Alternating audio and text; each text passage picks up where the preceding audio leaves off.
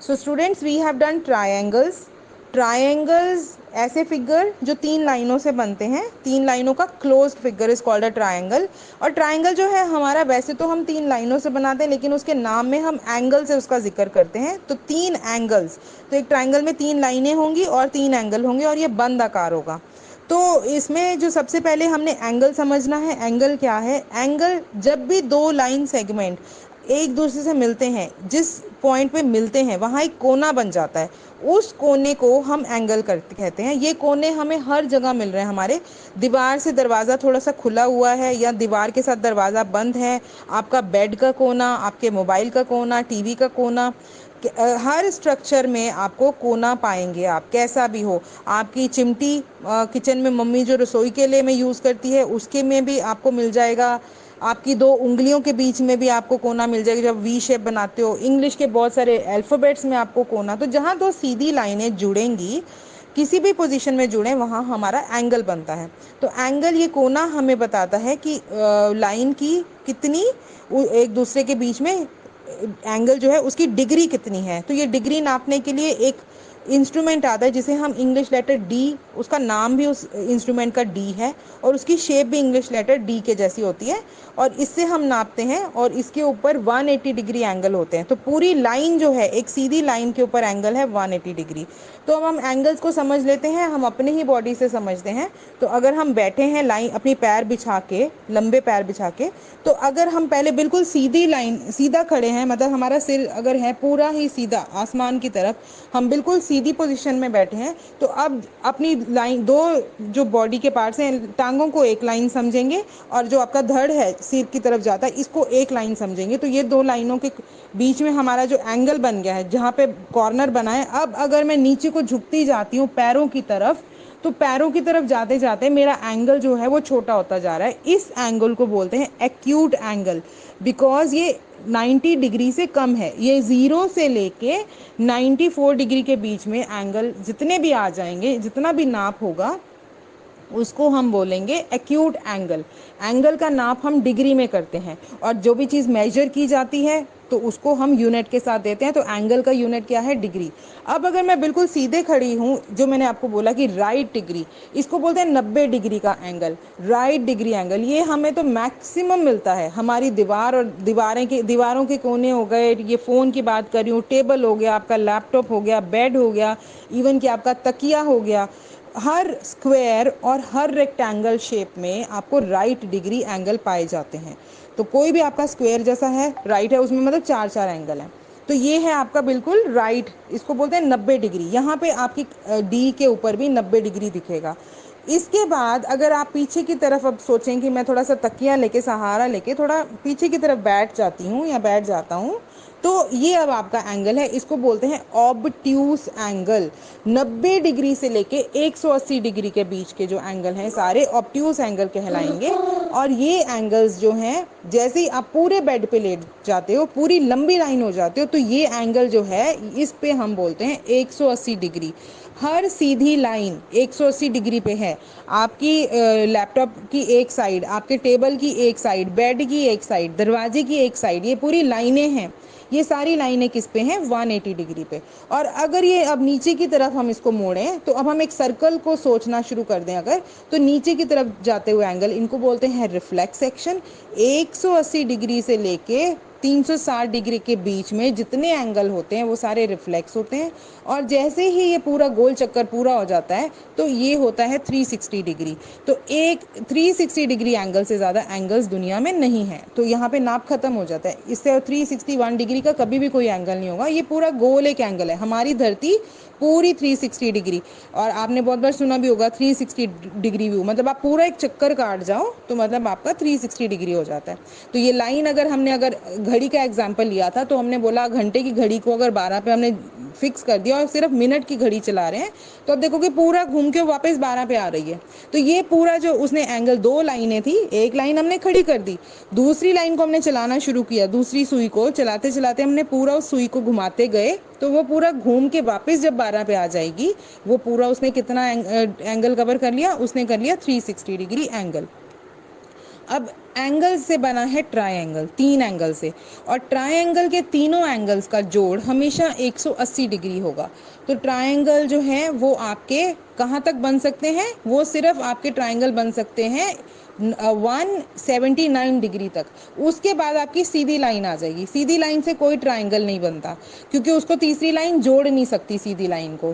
सीधी line दो लाइनों को जोड़ने के लिए दो लाइनें इस पोजीशन में होनी चाहिए कि तीसरी लाइन जो है दो पॉइंट्स को जोड़ सके। तो ट्रायंगल हमेशा 180 डिग्री टोटल होगा। 179 इज द लास्ट उसका जो वो है, उसके बाद ट्रायंगल बन ही नहीं सकता। और ऐसा 179 का भी बनाया नहीं जाता, इतना ही बारीक एंगल क्या कहीं दिखेगा। लेकिन इनका जोड़ हमेशा 180 डिग्री होगा ट्रायंगल्स का। तो ट्रायंगल्स भी विभिन्न प्रकार के हैं on the basis of its angles और लाइंस। मतलब ट्रायंगलों को हम उनकी विभिन्न विभिन्न प्रकारों में बांट सकते हैं। ये डिपेंड करता है कि हम एंगल के बेस पे उनका विभाजन कर रहे हैं कि हम लाइन के बेस पे कर रहे हैं। तो अगर हम एंगल्स के बेस पे करते हैं, तो जैसे हमें पता है कि एंगल हमने करे अभी एक्यूट, राइट एंड ऑब्ट्यूस। तो एक्यूट एंगल जो है उसको उस वाले ट्राइंगल को जिसमें सारे एंगल एक्यूट हैं उसको हम बोलेंगे एक्यूट एंगल्ड ट्राइंगल। एंगल के आगे ईडी लगा दिया। अगर एक राइट एंगल पाया जाता है तो हम बोलते हैं राइट एंगल्ड ट्राइंगल, और अगर एक ऑब्ट्यूस एंगल किसी ट्राइंगल में पाया जाता है तो हम बोलते हैं ऑब्ट्यूस एंगल्ड ट्राइंगल। और ये याद रखें कि एक्यूट एंगल तो 3 हो सकते हैं, लेकिन राइट और ऑब्ट्यूस एंगल में सिर्फ एक ही एंगल राइट हो सकता है और एक ही ऑब्ट्यूस हो सकता है। क्योंकि अगर मैं राइट से ही आपको एग्जांपल लेती हूँ कि एक एंगल 90 डिग्री का है, अगर मेरा दूसरा भी 90 डिग्री का हो जाएगा तो 90 जमा 90 तो 180 यही हो गया। तो तीसरा एंगल कहाँ से बना, वो बन ही नहीं सकता। तो ट्राइंगल बन ही नहीं सकता। सो राइट एंगल ट्राइंगल में मतलब जिसमें एक एंगल राइट एंगल हो तो उसको हम राइट एंगल ट्राइंगल बोल देते हैं। ऑब्ट्यूस एंगल ट्राइंगल जिसमें एक एंगल ऑब्ट्यूस हो तो हम उसको ऑब्ट्यूस एंगल ट्राइंगल बोल देते हैं। और एक्यूट जिसमें तीनों एक्यूट, तो उसमें तो तीनों ही होंगे, बाकियों में दो दो एंगल होंगे जो आपके होंगे एक्यूट एंगल होंगे। और लाइन के बेस पे, मतलब जो 3 लाइनों ने जोड़ा है इसके बेस पे हम अपनी ट्राइंगल को फिर से 3 टाइप में विभाजित कर सकते हैं। ये कौन कौन से हैं? First is scalene, SCALENE, scalene triangle. इसमें क्या होता है, तीनों साइडें जो हैं वो बराबर नहीं, मतलब तीनों साइडें अलग अलग होती हैं। एक साइड 5 सेंटीमीटर की हो गई, एक साइड 3 सेंटीमीटर की होगी, एक 4 सेंटीमीटर की होगी। ऐसे ट्राइंगल में सारी लाइनें अलग अलग होती हैं। उसके बाद आता है isosceles triangle, ISOSCELES, isosceles triangle, जिसमें दो साइडें ऑपोजिट वाली बराबर होती हैं। तीसरी लाइन जो है वो किसी भी माप की हो सकती है। तो यहाँ से हमने लर्न किया आई, मैं, मेरे से बना हुआ ट्राइंगल। मेरे से अपने दोनों हाथ, आप दोनों हाथों की लंबाई एक जितनी है, दोनों हाथों को आप ऊपर करके जोड़ दें। एक लाइन जो आपके कंधे से कंधे को जोड़ रही है और दो लाइनें जो आपने हाथों से खींची और ऊपर तक जा रही हैं। तो इसमें दोनों जो बराबर हैं आपकी साइडों की दोनों लाइन, ये है आइसोसेलेस ट्राइंगल। और इसके बाद तीसरा टाइप ऑफ ट्राइंगल आता है, उसको बोलते हैं इक्विलैटरल। जैसे नाम बोला, इक्वल, तीनों साइडें इसकी बराबर हैं। अब ये लाइनों और एंगल्स के बाद पे मैंने 3 तो ऐसे आपको डिस्कस किए, लेकिन एंगल्स के बेस पे हम एक और टाइप में इसको डाल सकते हैं श्रेणी में। वो कौन सा होता है? इक्विलेटरल एंगल वाला ट्राइंगल। उस केस में क्या होगा, एंगल भी बराबर होते हैं। तो कह सकते हैं कि जो ट्राइंगल एंगल के नाम पे 4 तरह से विभाजित किया जा सकता है, और लाइनों के बेस पे 3 टाइप्स की उसकी टाइप हम कह सकते हैं। अच्छा, अब इसमें थोड़े से कॉन्सेप्ट्स क्या हैं। जो आपका इक्विलेटरल ट्राइंगल होता है उसमें लाइनें भी बराबर होती हैं और उसमें साइड एंगल भी बराबर होते हैं।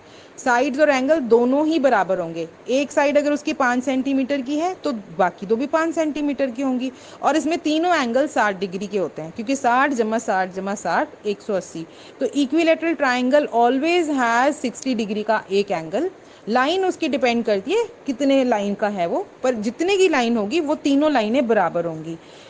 इसके अलावा और जो हमने थोड़े से टिप्स देखे थे वो ये हैं कि जो हमारा आइसोसेलेस ट्राइंगल, आइसोसेलेस मेरे से बनने वाला ट्राइंगल, उसकी जो दोनों साइडें, बाजुएं जो बराबर हैं, तो उसके जो दोनों साइड मतलब कंधे के दोनों एंगल जो ऑपोजिट ये वाले, ये दोनों भी एक दूसरे के बराबर हैं। तो अगर एक मेरा 45 डिग्री है तो दूसरा भी मेरा 45 डिग्री होगा, तो तीसरा मैं निकाल सकती हूँ।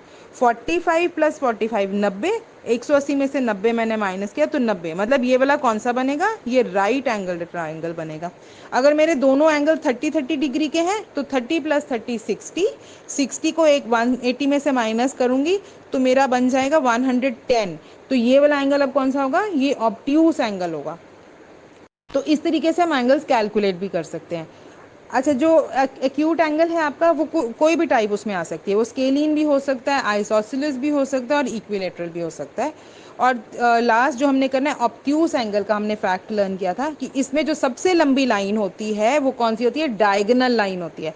ऑब्ट्यूस एंगल में फिर से आप अगर अपनी पोजीशन याद रखें तो क्या थी, जैसे आपने हल्का सा तकिए पे सर लगा रखा है या तकिए पे अपनी बैक लगा रखी है, थोड़े से आप पीछे को झुक गए हो, तो जो सर से आपके पैर को लाइन जा रही है डायगोनल, तिरछी वाली लाइन, ये लाइन जो है सबसे आपकी लंबी लाइन होती है।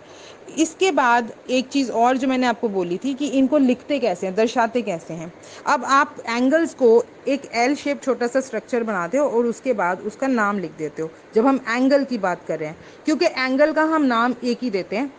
ए, अगर एक ट्राइंगल है उसमें अगर समोसा ले लेते हैं तो अगर ऊपर वाला एंगल है उसको मैंने ए बोला है, इसको लिखने के दो प्रकार हैं मेरे को। या तो मैं लिख सकती हूँ एंगल ए, या फिर मैंने नीचे और दोनों साइडों के पॉइंट को बी सी दिया है, ऊपर वाले एंगल ए की बात कर रही हूँ तो मैं इसको लिखूंगी बी ए सी, या इसको मैं लिख सकती हूँ सी ए बी, लेकिन इसके साथ मैं छोटा सा एल साइन लगाऊंगी जो बताएगा कि मैं एंगल की बात कर रही हूँ। चाहे मैं सिर्फ ए बोलूँ तभी भी मैं एल लगाऊंगी और ए लिखूंगी, चाहे मैं ए बी सी बी ए सी लिखूँ तभी भी मैं एल शेप लगाऊंगी। क्यों, अगर मैंने सिर्फ ए लिख दिया तो उससे ये पता नहीं लगता कि मैं एंगल की बात कर रही हूँ कि पॉइंट की बात कर रही हूँ, क्योंकि पॉइंट भी हम सेम सिंपल एक नंबर एक अल्फ़ाबेट से बताते हैं। और ए बी सी के आगे भी मेरे को क्यों लगाना है, क्योंकि ए बी सी लिखने के लिए मैं ट्राइंगल भी ऐसे लिखती हूँ, और अभी एंगल है कि ट्राइंगल है तो मुझे मेरे साइन से पता लगेगा। तो अगर मैं लिख रही हूँ ट्राइंगल तो मैं तो लिखूंगी ट्राइंगल का साइन बनाऊंगी उसके आगे। और जब मैं ट्राइंगल लिखूंगी तो मैं इस ए बी सी ट्राइंगल को कैसे भी लिख सकती हूँ, मैं लिख सकती हूँ triangle A B C, triangle B C A, triangle C A B. कोई भी पॉइंट पहले लिख सकती हूँ, कोई भी पॉइंट बाद में लिख सकती हूँ, क्योंकि ट्राइंगल है, मुझे उसके कोई पर्टिकुलर एंगल की बात नहीं करनी। मेरी मर्जी है मैं समोसे को लेफ्ट हैंड साइड से नापना शुरू करूँ, टॉप से शुरू करूँ, राइट से, किसी तरह से मैं इसका नाम दे सकती हूँ। लेकिन जब मैं एंगल की बात करूंगी तो जिस एंगल की बात कर रही हूँ और मैं 3 अक्षर में अगर उस एंगल को लिखना चाह रही हूँ तो जो मेरी साइड एंगल वाला जो पॉइंट होगा वो बीच में आएगा। तो अगर अभी मैंने आपको समोसा बोला, नीचे वाला बी है एक और दूसरा नीचे वाला सी है, समोसे की चोंच जो है वो आपकी है ए, तो मैं चोंच वाले पॉइंट की बात कर रही हूँ। तो अब मैं एंगल का एल बनाऊंगी और लिखूंगी इसको बी ए सी, क्योंकि मैं ए एंगल की बात कर रही हूँ तो ए बीच में आएगा। अगर मैं बी एंगल की बात कर रही थी तो मैं बोलूँगी ए बी सी, या मैं सी बी ए भी बोल सकती हूँ, उल्टी दिशा में बोल सकती हूँ, लेकिन बीच में आएगा। लेकिन अगर मेरे को इस ट्राइंगल के बारे में बोलना है, एक ट्राइंगल है, समोसा एक ट्राइंगल है, तो इसका नाम मैं कुछ भी बोलूँ, triangle A B C, triangle B C A, triangle C B A, it doesn't make a difference. So this is what we did about triangles today.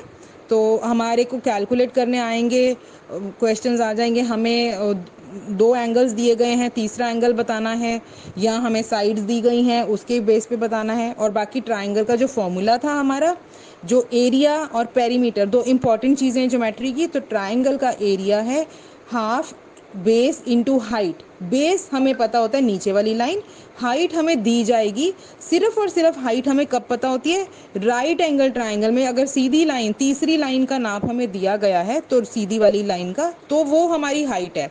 तो सिर्फ राइट एंगल ट्राइंगल में हाइट और एक लाइन जो होती है same होती है। बाकी एक्यूट एंगल हो और ऑब्ट्यूस एंगल हो उसमें हाइट जो होगी वो डिफरेंट होती है, उसका नाप हमें लेना पड़ेगा। तो वो हमें देते हैं तब हम इसको कैलकुलेट करते हैं, हाफ इंटू बेस, बेस नीचे वाली लाइन इंटू हाइट। और पेरीमीटर तो क्या होता है, line A B plus B C plus C D, मतलब अगर आपकी 3 लाइन है, तीनों लाइनों का जोड़, पेरीमीटर 4 दीवारी। सो पेरीमीटर को हम दर्शाते हैं सेंटीमीटर में, और एरिया को जो भी यूनिट, मतलब सेंटीमीटर मीटर जिसमें बात की गई है सिर्फ यूनिट के साथ, क्योंकि लंबाई नापी गई है। और जब भी आप एरिया, किसी भी चीज़ का एरिया आप नापेंगे तो स्क्वायर ऊपर आएगा ही आएगा। So this is about triangles. आप इसको सुन के आप थोड़े बहुत क्वेश्चंस, अभी इतने नहीं है, इसको लर्न कर लो,